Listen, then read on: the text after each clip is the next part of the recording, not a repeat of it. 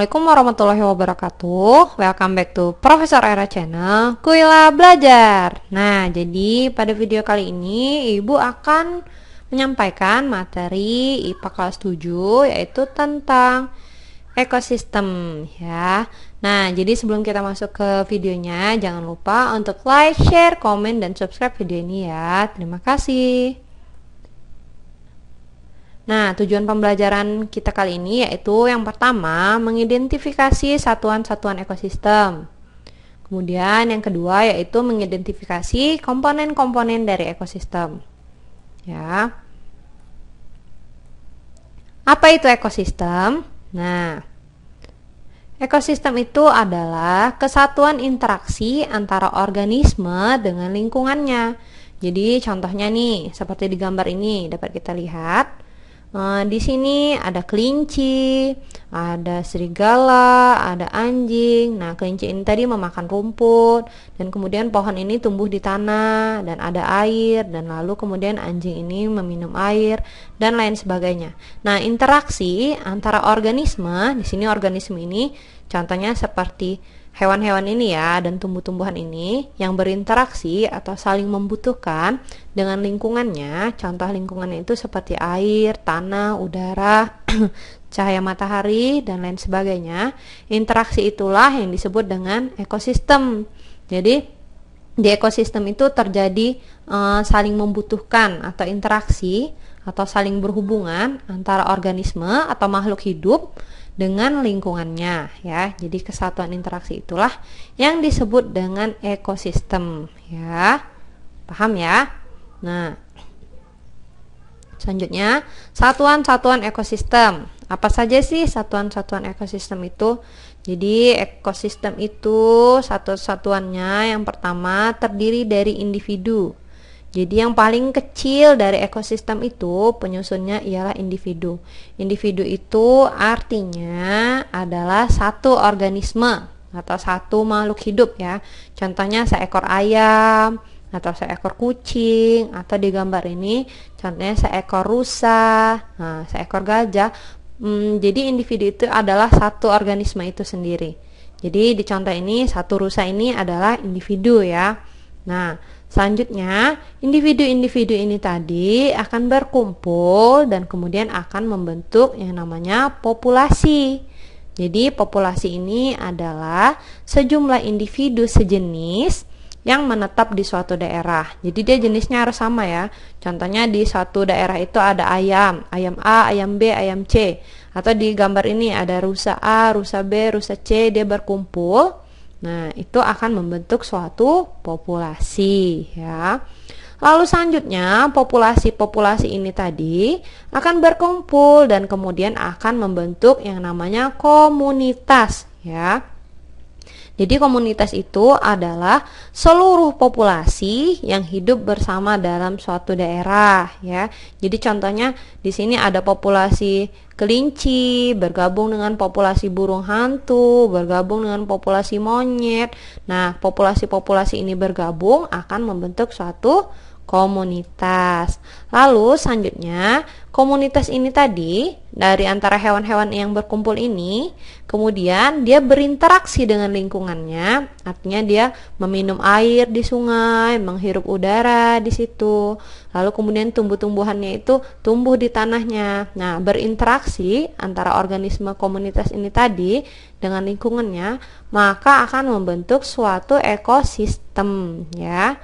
Jadi ekosistem itu adalah interaksi antara organisme atau makhluk hidup dengan benda yang tak hidup atau lingkungannya itu tadi membentuk suatu ekosistem ya. Interaksi itu tadilah yang dinamakan dengan ekosistem ya. Selanjutnya, ekosistem ini tadi akan berkumpul ya. Jadi ada ekosistem kolam, ada ekosistem danau, ekosistem gunung. Oh iya, di ekosistem ini ada yang disebut dengan ekosistem alami dan ekosistem buatan. Apa bedanya? Kalau alami itu dia memang sudah terbentuk ya, alami dan buatan. Nah, kalau alami itu tidak ada campur tangan manusia. Contohnya seperti gunung, sungai. Nah, gunung dengan sungai itu kan memang sudah ada ya, bukan manusia yang membuatnya.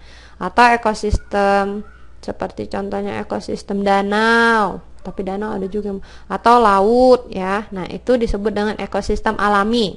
Ekosistem alami itu artinya memang sudah ada dari alam dan bukan merupakan buatan manusia.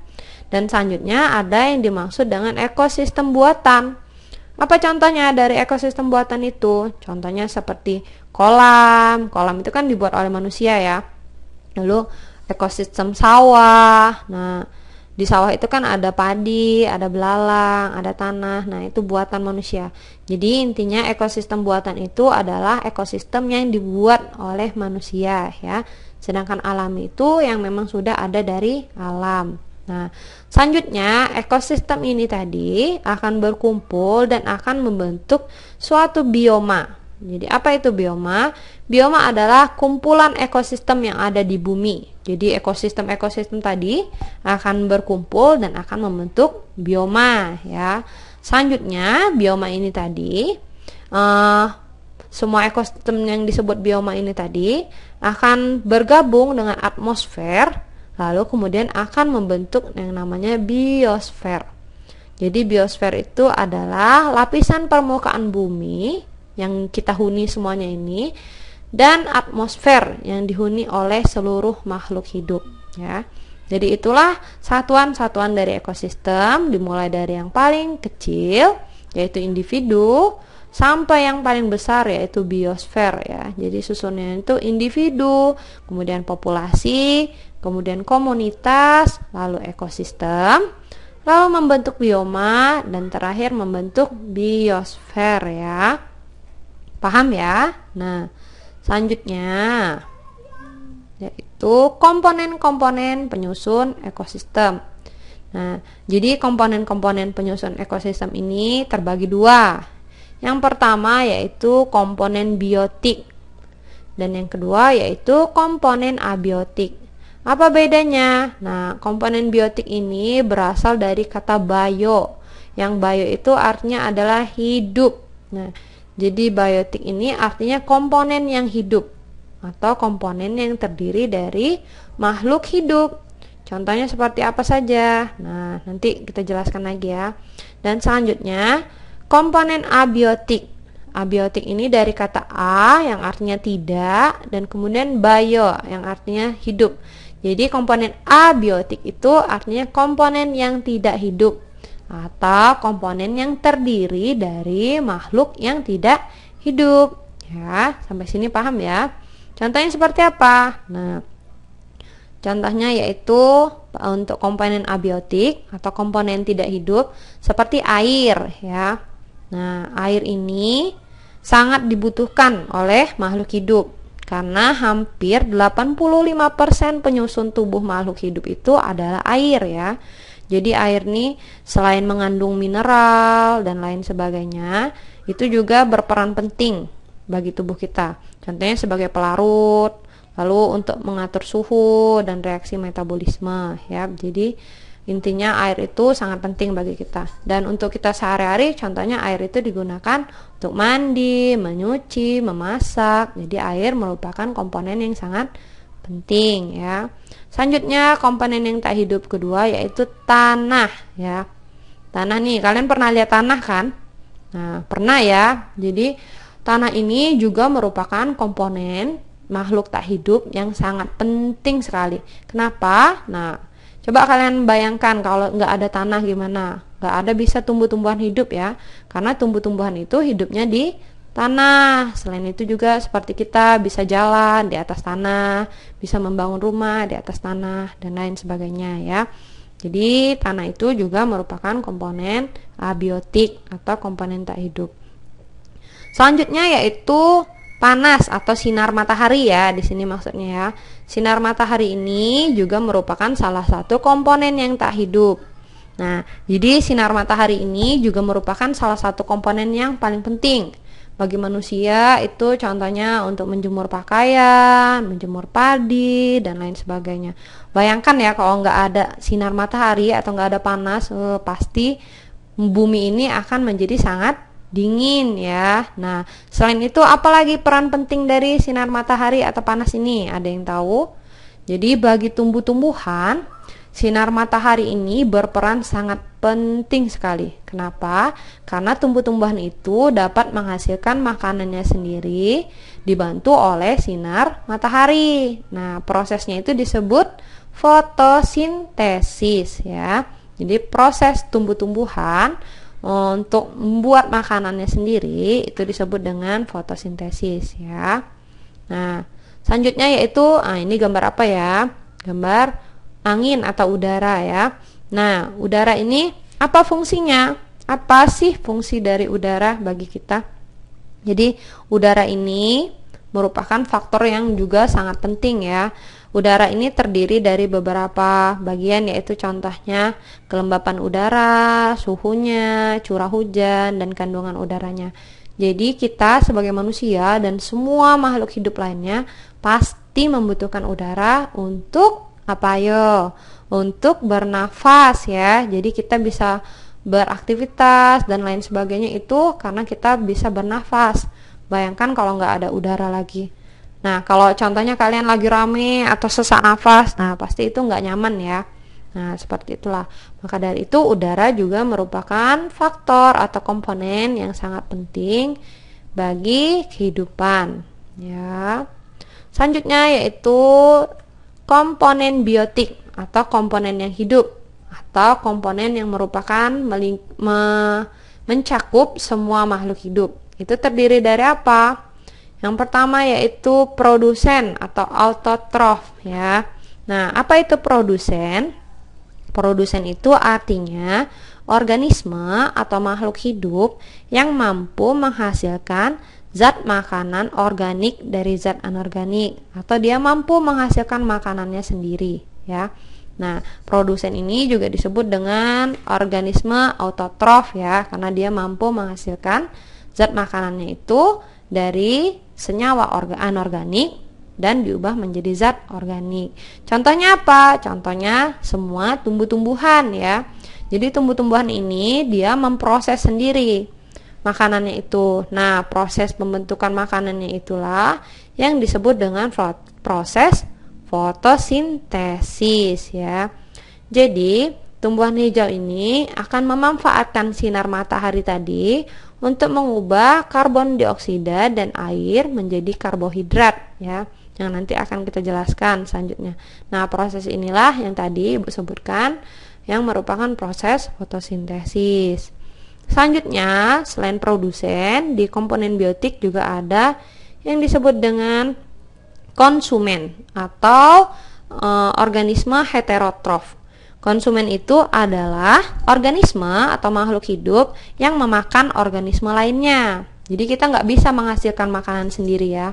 Jadi contohnya kita seperti manusia, meskipun kita bisa memasak sendiri ya makanan kita, tapi kita pasti butuh bahan-bahan lain. Contohnya seperti sayuran, kita harus beli sayur dulu.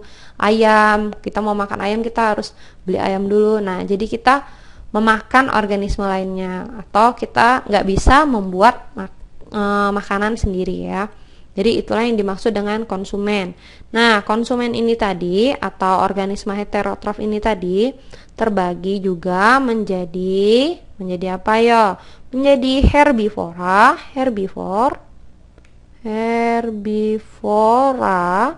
Itu herbivora itu apa?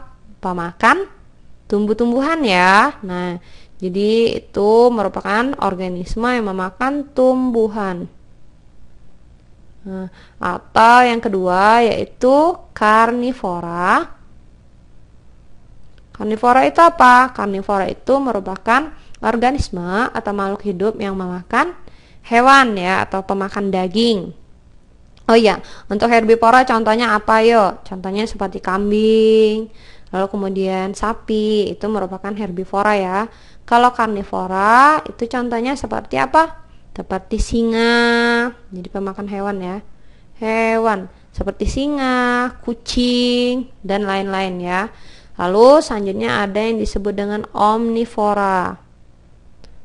Apa itu omnivora? Omnivora itu pemakan segala. Seperti apa contohnya? Kita ya, manusia ya.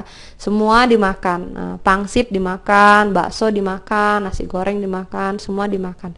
Nah, jadi omnivora itu merupakan pemakan segalanya ya.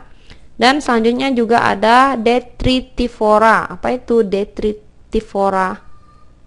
Detritivora.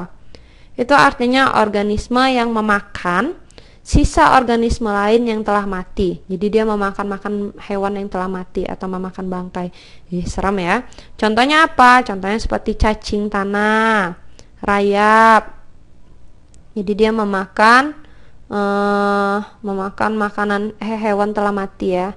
Memakan bangkai aja ya tulisnya. Nah, bangkai atau sisa-sisa hewan yang telah mati ya. Contohnya itu tadi seperti cacing tanah, rayap, dan serangga tanah. Nah, selanjutnya yang ketiga itu adalah decomposer. Sorry ya, ketutup. Apa itu decomposer? Nah, kalau yang pertama ada produsen, yang kedua konsumen, yang ketiga ini ada yang namanya decomposer. Apa itu decomposer? Siapa yang tahu? Jadi decomposer itu adalah organisme yang mampu menguraikan sampah organik seperti contohnya sisa-sisa tubuh hewan yang sudah mati itu dan tumbuhan menjadi bahan-bahan anorganik. Nah, organisme inilah yang disebut dengan decomposer. Jadi kalau ada sisa-sisa seperti contohnya, seperti contohnya ada sisa-sisa bangkai hewan atau tumbuhan. Nah, itu nanti akan diuraikan. Yang awalnya dia senyawa organik diuraikan oleh si decomposer ini tadi akan berubah menjadi senyawa anorganik ya. Nah, ini contohnya seperti bakteri dan jamur ya. Jadi jamur-jamur itu tadi dia bisa menguraikannya ya. Jadi itulah komponen-komponen biotik dari ekosistem. Sudah? Sampai sini paham ya? Nah, kita masuk ke poin yang paling penting, yaitu tugas. Nah, soalnya yaitu nomor 1, jelaskan perbedaan peran produsen dan decomposer dalam suatu ekosistem. Jadi kalian jelaskan produsen itu tugasnya apa, sebagai apa di dalam suatu ekosistem, dan decomposer itu tugasnya apa ya. Jadi dia bertugas sebagai apa. Nah, produsen itu bertugas sebagai apa. Udah, nanti tugasnya silahkan kalian kumpulkan minggu depan ya. Nah, Ibu rasa cukup sekian materi kali ini. Lebih dan kurangnya Ibu mohon maaf. Jangan lupa untuk kalian semua rajin-rajin belajar di rumah. Dan semoga kalian semua bisa paham dan mengerti dari materi yang sudah Ibu ajarkan tadi. Lebih dan kurangnya Ibu mohon maaf. Ibu akhiri dengan Assalamualaikum warahmatullahi wabarakatuh.